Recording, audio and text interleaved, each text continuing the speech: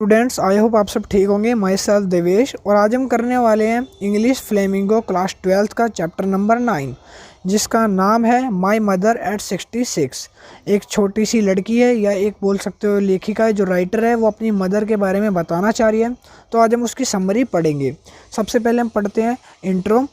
तो यहाँ पे जैसे कि लिखा है, कमला दास सूर्य, इनका जो जन्म है वो 31 मार्च 1934 में हुआ था, जो अपने एक समय के नाम पे कलम नाम माधववट्टी और विवाहित नाम कमला दास के लिए लोकप्रिय है। एक भारतीय अंग्रेज कवि और साथ ही साथ केरल भारत में एक मुख्य मुलायम लेखिका है।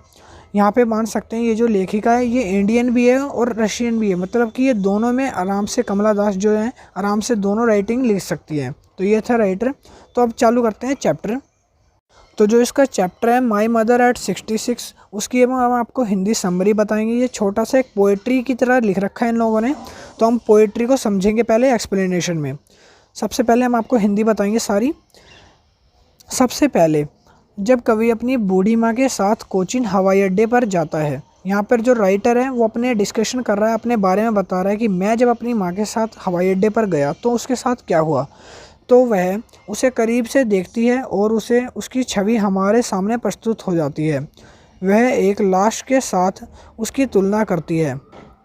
अब जो राइटर है कमला दास है, वो अपनी मदर की तुलना एक डेड बॉडी से करती है। वो ऐसा क्यों करती है, आगे पढ़ते हैं। जैसे कि वह अपनी माँ को देखती है तो माँ के पीले और शांत चेहरे को देखती है। वह उसे खोने के डर और दर्द से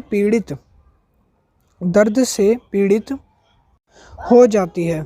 यहाँ खुले मुंह वाली माँ की तुलना एक लाश से की गई है। यहाँ कवि ठेठ प्यार और स्नेह को दर्शाता है, जो एक माँ बेटी के रिश्ते को मजबूत करता है। कवि को पीड़ा होती है और नकारात्मक भावनाओं को बाहर निकालने के लिए उसका ध्यान कार से बाहर जाता है। वह अपना दुखद मूड बदल लेता है। खिड़की से बाहर का दृश्य बढ़ते जीवन का ऊर्जा देता है। तेजी से फैलने वाले पेड़े, साथ साथ खेलते हुए बच्चे का जीवन, युवा और जीवन शक्ति का प्रतीक है।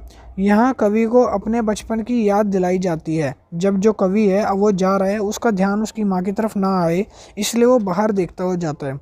और जब वो बाहर देखता है तो उसको अपना बचपन याद आ जाता है, उन पेड़ों को देख के जो रास्ते भर में चल रहे होते हैं। तो आगे वो कहता है, यहाँ कवि को अपने बचपन की याद आ जाती है, जब वह उसे खोने के डर से घेर लिया करता था, तो वह असुरक्षित बना दिया है। वहाँ एक उड़ान लेने के लिए हवाई अड्डे पर है। यह प्रस्थान और अलगाव को अंकित करता है, जो उदासी पैदा करता है। जैसे ही वह अपनी माँ को अलविदा कहती है, पुराने दिनों में उसकी माँ की छवि आंखों के सामने आ जाती है। यहाँ फिर से वह उपमा तथा उपयोग उसकी माँ की तुलना एक दिव्यगत सदियों के चाँद के रूप में किया जाता है। जैसे प्रकाश कोहरे और धुंध से बाधित होता है, उसी तरह अब वह बूढ़ा दिखाई देता है। उसका व्यक्तित्व इसके प्रभावित होता है। कवि को अपनी माँ को छोड़कर अलग होने का दर्द बहुत महसूस होता है। इसके अलावा उसने अपने जीवन में अपनी माँ को खोने का डर था, जो उसे लगा रहता है।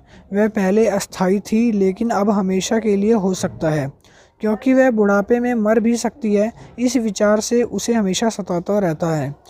इतनी पीड़ा में वह एक और उसके लिए रोना स्वाभाविक है, लेकिन वह बहादुर दिखने के लिए एक भी आंसू नहीं बहाती।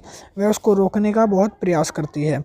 वह अपनी माँ से विदाई लेती है और फिर उसके जीवित देखने की उम्मीद रखते हुए कहती है, जल्द ही मिलते हैं अम्मा।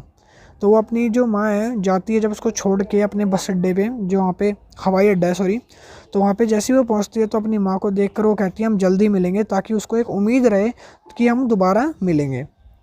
वह अपनी व्यवस्था को छुपाती है तथा क्योंकि वह अपनी माँ के उस दर्दनाक वातावरण को नहीं बताना चाहती है, इसलिए वह बताती है कि वह अपने जीवन का आनंद ले रही है। उसी तरह उसने अपनी माँ को खुश होना चाहिए और वह अपने जीवन का आनंद लेना चाहिए। कविता आगे बढ़ने के लिए उम्र और नुकसान के अगलाव का पालन करना और भय के विषय में इर्द गिर्द घूमती है। यह बेटी की आंखों के माध्यम से माँ की निकट आने वाली भावुक वृत्तांत है। फिल्मी बंधन में जैसे थीम पर प्रेरित होने वाली छोटी कविता दिल को छू लेती है। अतीत की उदासीनता, माँ के साथ बिताया गया समय अब लेखिका का दिल मोह लेती है और इसी प्रकार उसने बिना भविष्य का डर कविता को सताता है। यह एक छोटी कविता है, एक पूर्ण विराम के बिना विचार प्रक्रिया एवं कविता का लंबे वाक्यों में इस तरह से तुलना करना, कवि तुलना और विपरीत दिखाई देना, उपमा करना। यहाँ पे जो उसकी स्माइल है वो उसकी उपमा करी गई है, तुलना करी गई है किससे, चांद से। और पुनरावर्ती रिसेप्शनिस्ट के उपकरण का इस्तेमाल किया गया है।